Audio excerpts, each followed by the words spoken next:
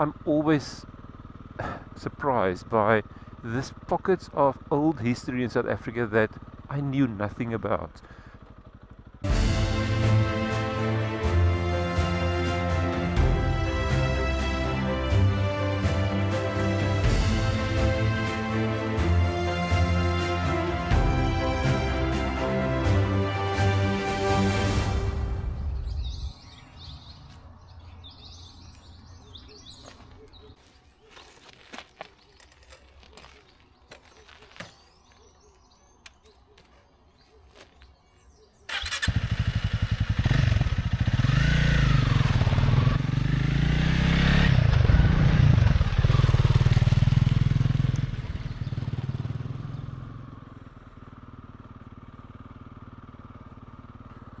Good morning and welcome back to Werner's View channel.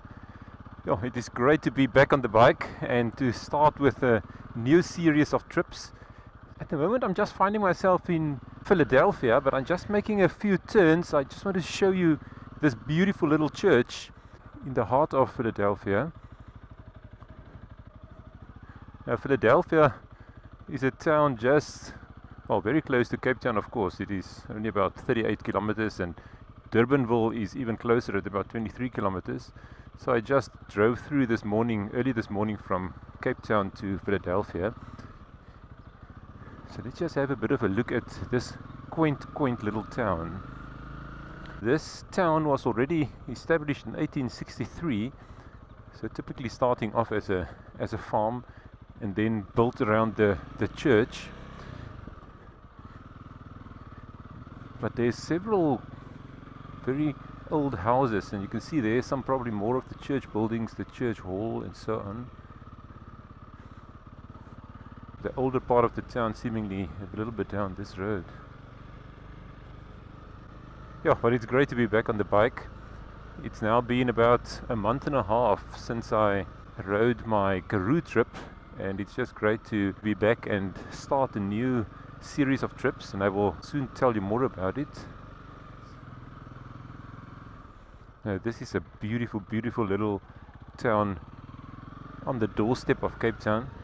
Let me just make a turn around here.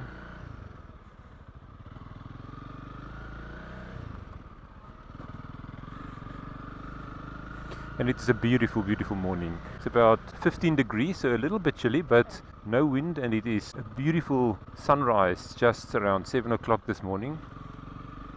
Let's just make a turn here to see some of the houses in Philadelphia. Now, the name Philadelphia, of course, like other much bigger places in the world that's also called Philadelphia, has a biblical connection, and it is referring to brotherly love.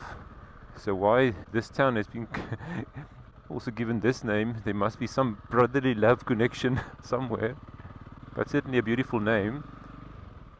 And now I'm probably riding in the street with the most famous restaurant in Philadelphia, and this is the Pepper Tree.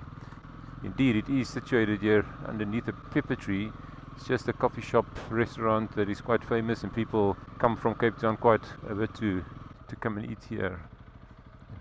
Probably the main business street of Philadelphia. But this is it. This is basically the town. Very small. Let's make a last turn around the church, and maybe just to mention one interesting fact about this church is that this is only one of 2 or 3 Dutch Reformed churches in South Africa that has an incomplete steeple. So you can see the steeple actually does not look as high as it probably was designed to be, but it's still a beautiful little church. There on the board it also says since 1863. But let's continue. I'm going to make my way out of Philadelphia now. What is the destination for today? This is an 89-kilometer trip all the way to Hopefield. So Hopefield is a very interesting town, one of the oldest on the west coast, and I will talk more about it when we get to Hopefield. But I'm also very excited about some of the things that we're going to see along the road. So the very first stop is the town of Mamre, and it's only about 24 kilometers or so. The GPS says 24 kilometers. So we're heading west from Philadelphia.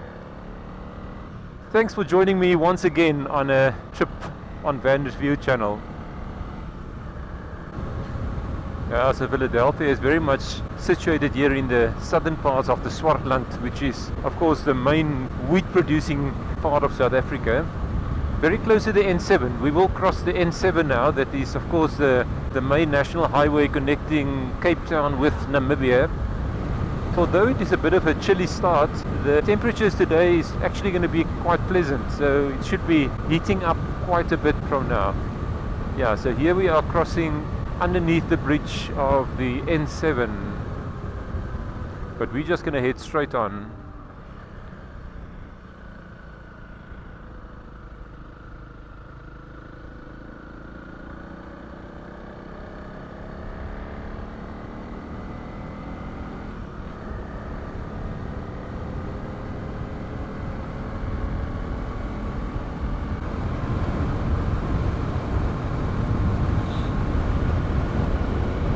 I don't know if you can see it, but there, beautiful Table Mountain in the distance. I'm connecting up with the R304 here in front, which will take us in a northerly direction.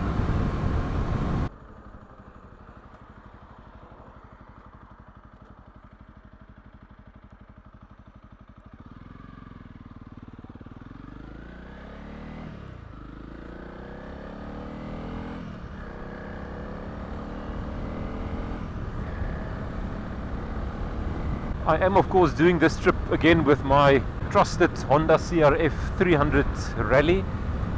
As you most likely would have seen from the previous trips, this is an excellent touring bike for my purposes, for the kind of roads I like to ride.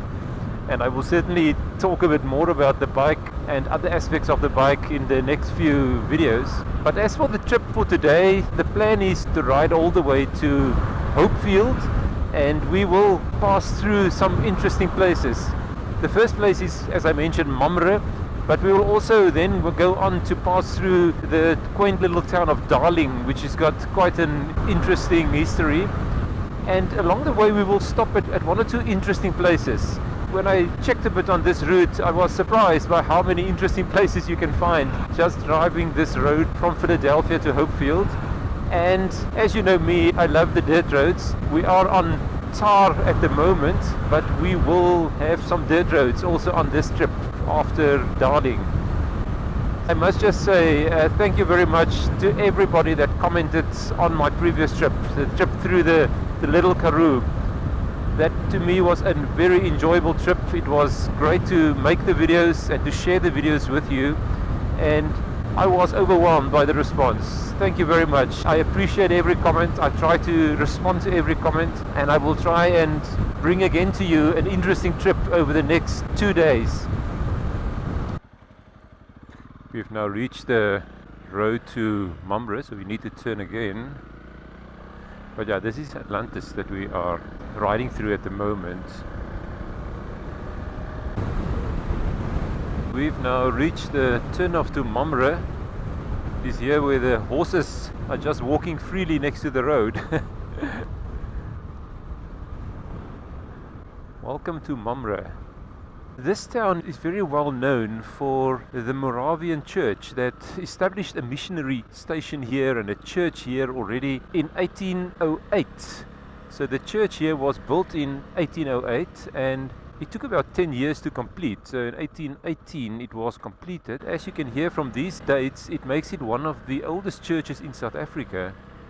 But that is not quite where the history of Mamre started, because the name Mamre was only given to this town, I cannot remember exactly the date now, but around 1840s I think. So I think we passed through the town of Mamre, but the older parts might be to this side. So let's first go and see whether we can see this church. There is a watermill. So that watermill was built, I think, by the Moravian church already in 1843. This is Loben Hall. It certainly looks quite old. Here you can see some of these old buildings. So I think this is where the town of Mamre originated. So this is a shop.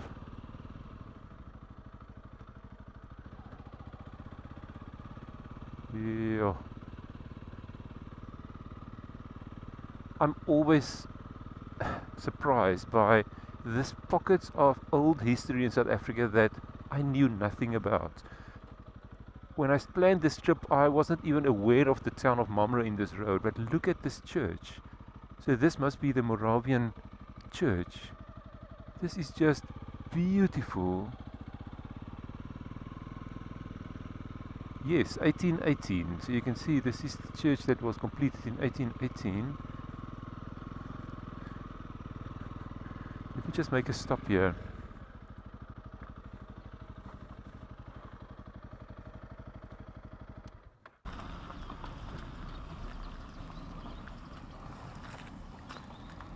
I just had a very nice chat now with Brent. So Brent stopped here and he's a member of this church. And you will not believe it, but he says today is his wedding day and they are preparing for the wedding. So very interesting. But he then also showed me some of the old buildings here. He knows a bit of the history. So that was a good chat. Thank you, Brent. But yeah, there behind me is the Moravian church. As I said, it was built already in 1808. And finished in 1818, so it took 10 years to build. And I'm just going to have a bit of a walk there and let's have a bit of a closer look. I find the buildings here are fascinating. And this is probably the clock tower, although it seems there's not a clock there anymore.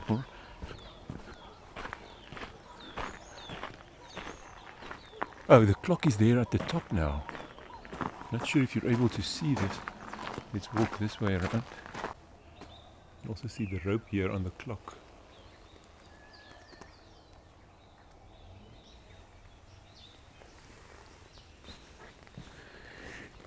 But yeah, you will probably hear my surprise at this beautiful building. And if it was only this church, it would have been fantastic already to have this kind of history and old buildings in this town. But this is not where it started. This place, Mamre, was first called Groene Kloof, and it was actually established by the Dutch East India Company as an outpost. They called it the Kleine Post in the late 1600s. And this building that we are seeing here right next to the church is called the Long House, and it is indeed quite a long house. It dates from 1697. Now 1697 makes it one of the oldest buildings in South Africa.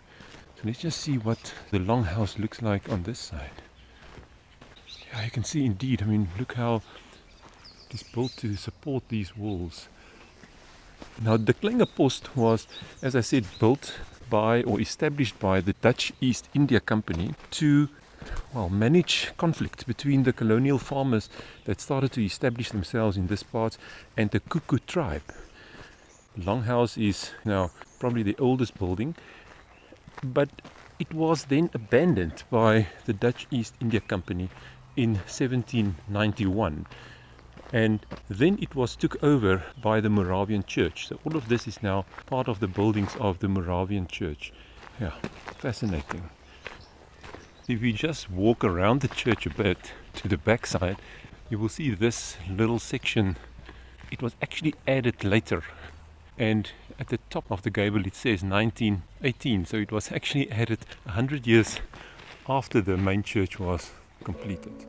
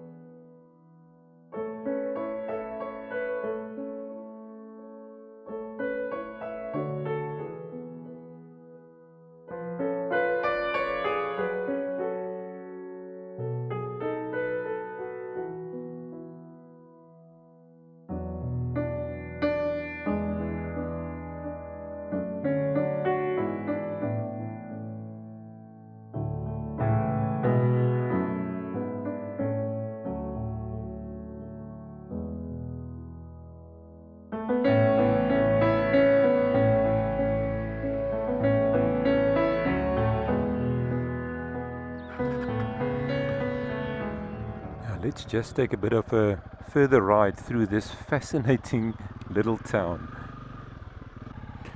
But I just want to ride around to the water mill. Now, the water mill was built in 1844 by the Moravian Church. Just want to take a ride down to the water mill. Suppose it will be okay to just go in here.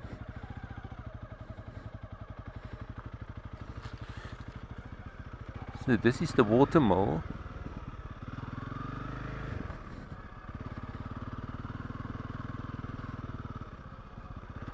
It seems actually to be open, so let's make a stop and just have a bit of a look. Yeah, die watermill or the water mill.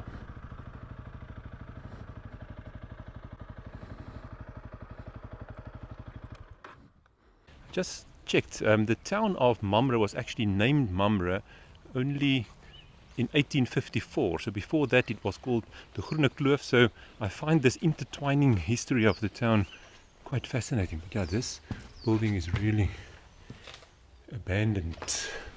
Quite dark here, but let's see whether we can actually see the water wheel. There should be a water wheel. The water wheel is really rusted away. That's unfortunate. Here you can see the remnants or the remains of the water wheel. So long not in use anymore, but it is a very historic building. Okay, so let's depart here from the water mill in this fascinating little old part of the town of Mamre. I don't know about you, but I'm actually a bit embarrassed that I knew so little about such fascinating and very old history in South Africa on the doorstep of Cape Town. You can certainly, if you pass this way, or even if you want to make a dedicated detour, you should come to this old Moravian church and historic settlement of Groene Kloof here in Mamre. It is fascinating. The buildings are beautifully preserved, and I think the interesting thing is they are being used. They're actively being used by the Moravian church, and that is probably also what then ensures that most of them are kept up and restored. So let's continue on our journey. The next stop will be the little town of Darling, which is I think only about 20 or so kilometers away. I don't think I mentioned it, but the word Mamre refers to fattiness. Now I don't know how fattiness links to the town, but I think Mamre also has a biblical history, of course, and that's probably why the Moravian Church decided to name it as such. Okay, this is actually the R304 to Darling. It should be a bit more busy, but let's go.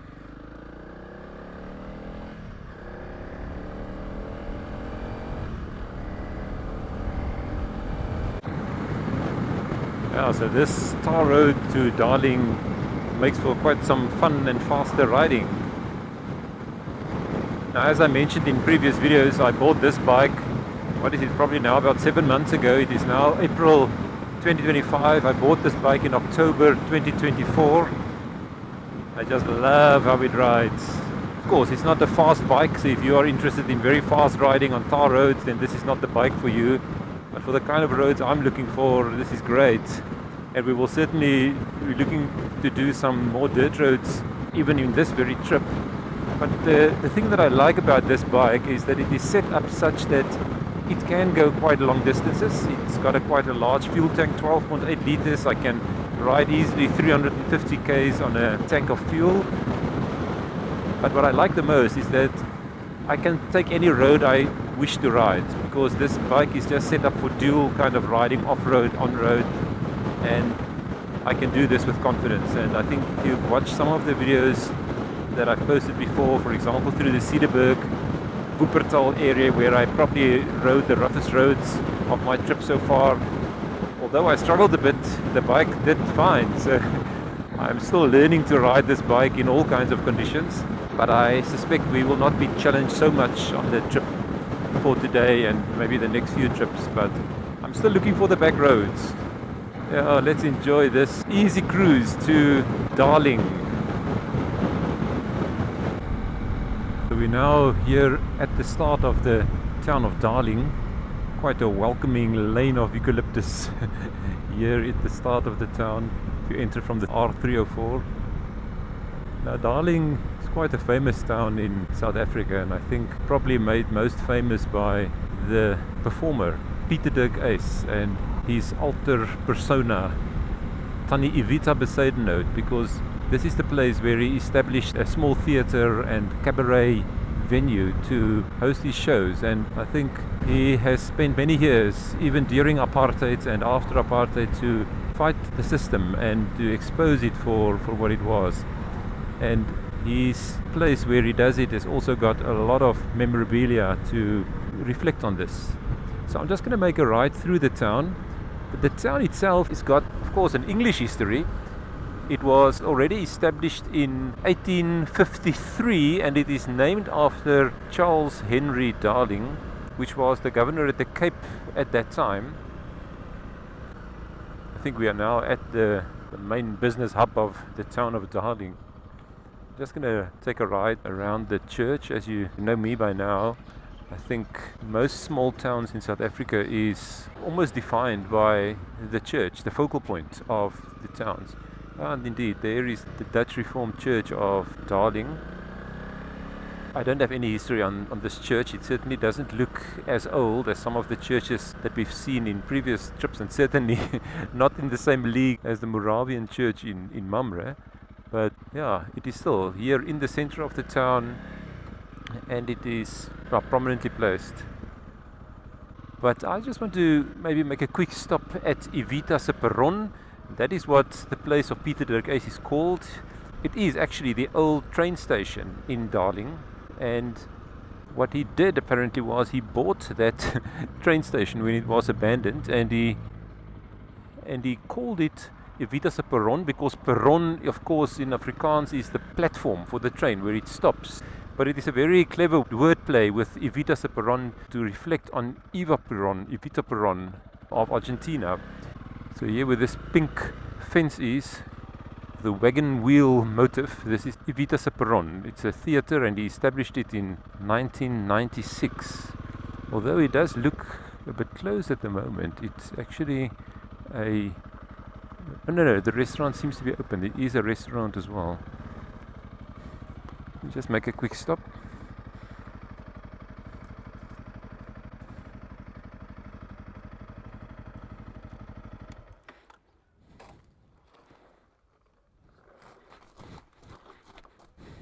Yeah, I just made a stop here in front of Evita se Perron. Shows are being hosted here. I don't know whether he's still doing it today. He was already born in 1945, Pieter Dirk Uys, so I'm not sure if he's still doing it. But it is still a fascinating place to visit. I'm not going to go in today, but I visited previous times. I mean, it's like a museum. There's lots of things to go and explore, memorabilia, reflecting on the, as I said, the apartheid history of South Africa. And yeah, also a nice restaurant to have some coffee. Even metal pumpkins on the roof.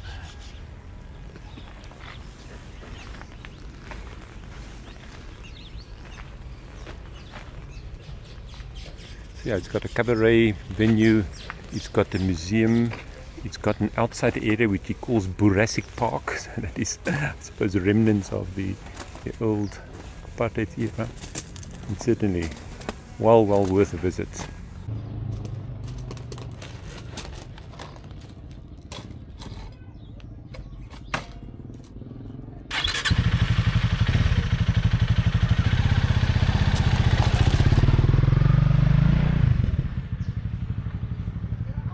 Let's depart here from Evita se Perron. It was just a quick stop, but well worth a visit.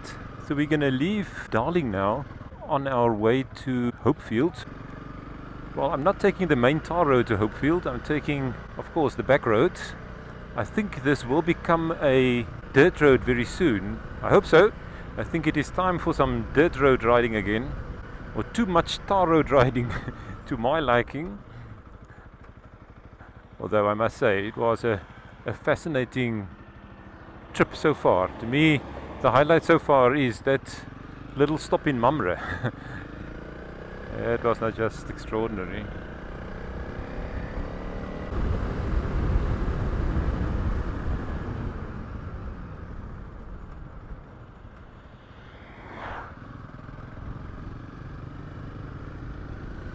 Yep, this is indeed a dirt road, so let the fun start.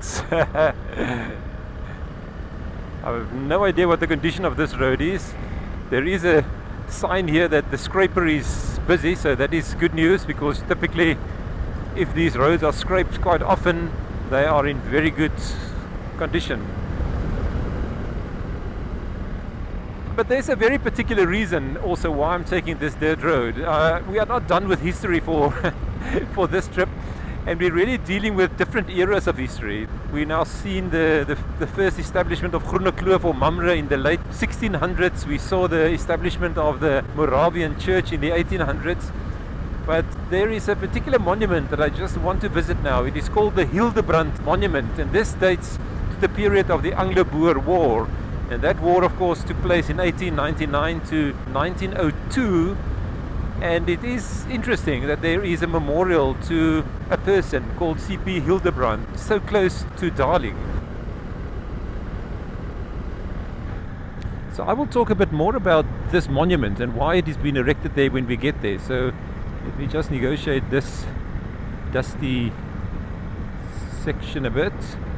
But we're only 4 kilometers or so away from this monument. So it is really just outside of Darling.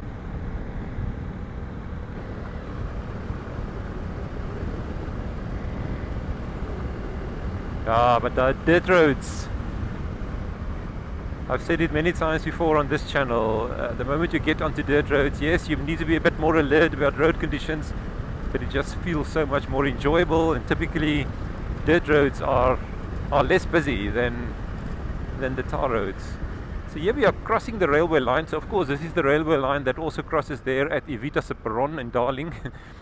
I'm not sure if this railway line is really being used, but there is a stop for it. It doesn't really look like it is being used, but let's continue.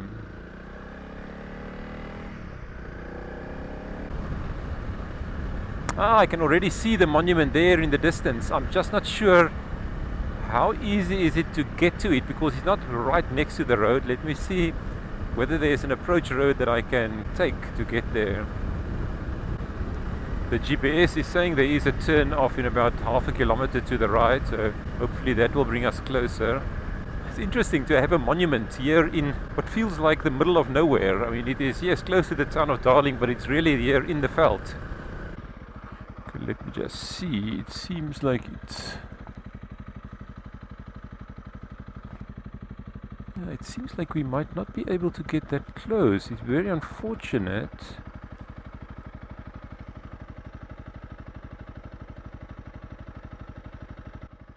Let me just go a bit further and see whether I can get closer, but there's a gate here. I cannot enter through this gate.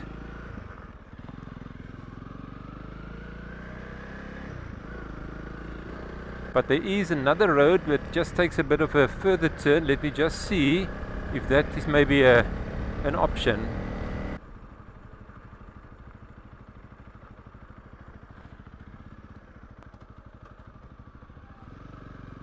Oh, I just need to be careful. It is quite slippery. Okay, so now we're going to cross the railway line again. It's a bit frustrating because I can see the monument. It is a tall, narrow structure there in the distance, and it will be good to just be able to actually get closer, even if I have to walk a little distance. It should be okay. Okay, crossing the railway track again. Well, I parked here now, the closest that I can get to the Hildebrand monument. Fortunately, there doesn't seem to be an access road, and I suppose you need to go over private land, maybe open a gate or two, and I'm not so sure that I should do that. So, yeah, I cannot get closer myself, but I am determined to show this monument to you. So what I'm going to do is I'm going to send out my drone, Hocha, to go and have a look. Yes, this drone has got a name. It's called Hocha, and if you want to see more of Hocha, you should also go to the other channel that we have, myself and my wife Annelie, Back Road Chronicles. Hocha is quite active on that channel, so I will put the link down here. But I'm going to send out the drone to go and have a look. So that is the best I will be able to do, I think, today, but let's see how it goes.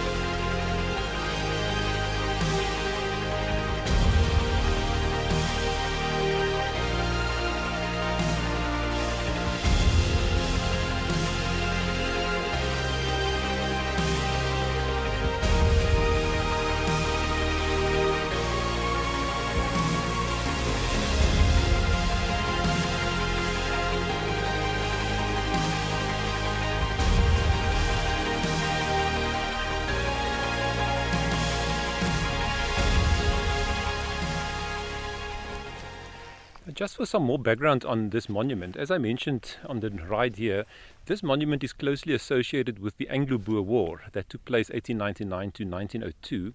And yes, the war took place, Orange Free State and Transvaal, that were the places. But after the English took over Pretoria and Bloemfontein and basically occupied those cities and states, the Boer commandos started their guerrilla warfare or guerrilla actions where they targeted supply lines and so on to frustrate the British.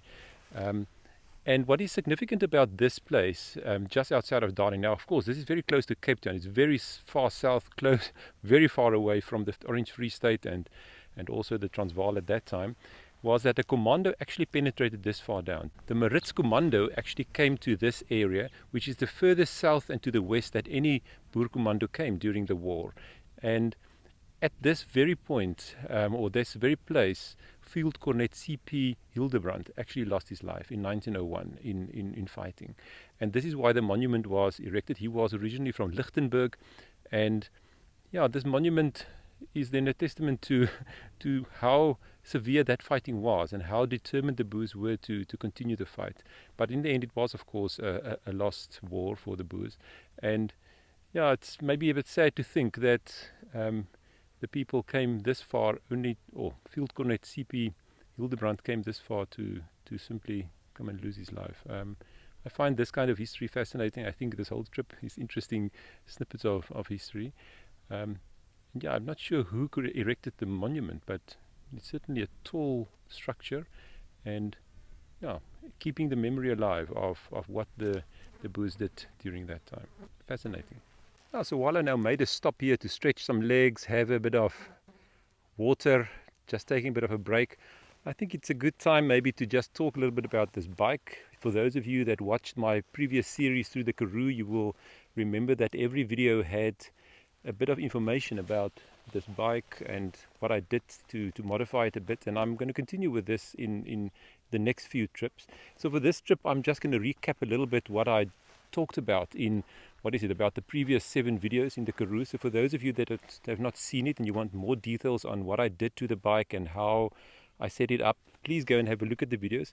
But the things that I did cover in those videos were the first modifications. It was these hand guards that I put up, the pannier racks, and my first goal with the pannier racks or reason why I put it there was for protection of the bike if it falls over. I also spoke in detail about how I set up the electrics and the connections here, which is not something that comes standard with the bike, and how it was set up to not only charge the phone but also to charge the batteries of all the cameras and the drone controller and the drone batteries itself. I also spoke about this very effective way of connecting the phone, so the SP Connect. If you want to see more on how that is, how I describe that, please go and have a look. And what else did I talk about? I also talked about this seat cover here, which is making it like a mesh, nylon mesh structure that makes just for a much more comfortable ride. It allows for airflow under your seat, or under your bum while you ride. So that is something I talked about. I also talked about this tank bag, the Diablo 6-liter tank bag, the giant loop, and how this makes riding so much easier to have things accessible. I also showed you what I keep in this bag. It's a bit messy at the moment, but it's the drone batteries, the drone controller, and other things that I need to access while I do the collection of the footage. What else did I talk about? I also talked about things that I did not do to the bike. So many people have asked me about the suspension. So the suspension I did not change. There you can see it. I also did not change the tires, and I bring up the tires and the suspension particularly for the Honda CRF 300 Rally, because this is something that if you read reviews, it is something that people complain about. I'm not complaining. For me, it is working perfectly fine. Yeah, so those were the things that I talked about when I described the modifications and what I set up on the Honda CRF 300 Rally. As I said on the ride here, this bike is a great bike. It fulfills my needs perfectly. And what I will do in subsequent videos, maybe in the next video, I will start to talk about some other things, some more accessories and modifications and so on that I did to the bike. They're not only to the bike, but also the equipment I use, what cameras do I use, what drone do I use, things like that, and things that I that I find practical to make my rides easier, and also to ensure that I can collect the footage that I'm putting in the video. So I hope you will find that interesting. Please share in your comments also for this video whether you like this aspect to the videos, and also please take note that these things will be discussed further in upcoming videos. But now let's continue. It's still a little bit of a ride to Hopefield. Another advantage of riding past the Hildebrand monument is that we are now continuing on this very nice dirt road to Hopefield, and it's about 40 kilometers to go. This dirt road is now relatively good, so I can easily go 80 kilometers an hour. That ensures some steady progress. Yeah, I made a stop after turning around now. After this camera once again broke off, one of these brackets did break. Now, if some of you will remember that this also happened before when I rode just after I passed through Wuppertal in that Cederberg series. So what happens if the road becomes too bumpy? It seems like these clamps it's not working that well. So I'm just turning around again to get back in the direction of Hopefield. So I do have extra clamps, but the problem is, of course, then this camera falls off and it can damage. Luckily this is quite a sandy road and it had quite a soft landing, but when it broke off in that trip after Wuppertal, it actually got a little crack in the screen. So this camera is really an action camera, this one, and it's still working perfectly fine. But I do find this breaking of the brackets, I find quite concerning, because it's quite a brittle plastic. It seems like one can only buy these brittle plastic ones. I even went to a GoPro accessory shop to buy this. Now, these are of course not GoPro cameras, but they use exactly the same clamps and brackets, and I'm just not finding good quality brackets. So if any of you know of where I can get good quality brackets, I mean, it can be plastic, because some of these other equipment like the DJI equipment is very good quality plastic and it will not break. But the brackets I'm currently using to extend, say, when I mount a camera like this is really not good quality, and if the road becomes too bumpy, there's always the risk for the camera to fall off. I really don't like it. But we are making still steady progress. It's now only about 5 kilometers or so to turn on the R45, which is again a tar road to Hopefield. So we should be there soon. But the road remains a bit tricky. It is bumpy. It is sandy. I need to keep on my concentration, and it doesn't help if cameras also fall off while I'm trying to concentrate on the road. Yeah, this is it, the R45. So this is actually the main road going to Vredenburg, which is the largest town in this area of the western coastal areas of Cape Town. But to the other side you go to Malmesbury.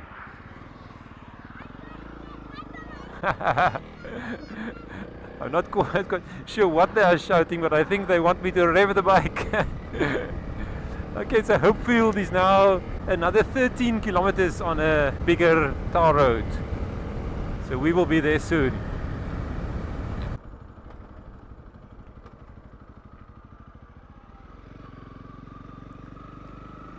Yeah, so Hopefield has got the claim to be the oldest town in this Western Cape area, the west coast area of the Western Cape. So it was established already in 1852. So the town itself was established a year after the Dutch Reformed congregation was formed in 1851. And it is named after two people that were officers of the Cape Colony at that time. Of course, British officers, a Mr. Hope and a Mr. Field. So that is where the name comes from, Hopefield. I'm coming to this town specifically to have a stop here next to the church, because this church is, to me, extraordinary. So this church was built already, the first part of it, 1879. And then it was enlarged and inaugurated in 1911. And the The hall of the church, this one in front, was built in 1926, so you can see the date there on the gable. So let's just make a bit of a stop here. Oh, very pleasant stop under the trees.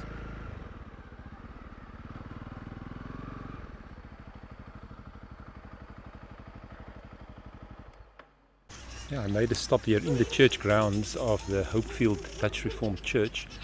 Quite a pleasant shade here because the day is now turning out to become quite hot.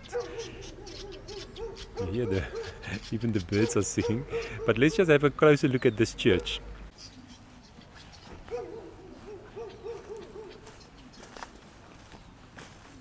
I find this church, it's of course bright white, but the steeple to me is the extraordinary facet of this church. It's the contrast of white and black, and then it almost looks fragile there at the top where you can see straight through the steeple. Yeah, fascinating. This church is also very well known as one of only 10 churches in South Africa that's got the famous Foster and Andrews organ. Now the organ is a masterpiece, and it is the central focal point of this church. Now I cannot see it inside today, but I will put a photo so you can see what it looks like. But yeah, extraordinary organ, and it is still in use today. Beautiful, beautiful.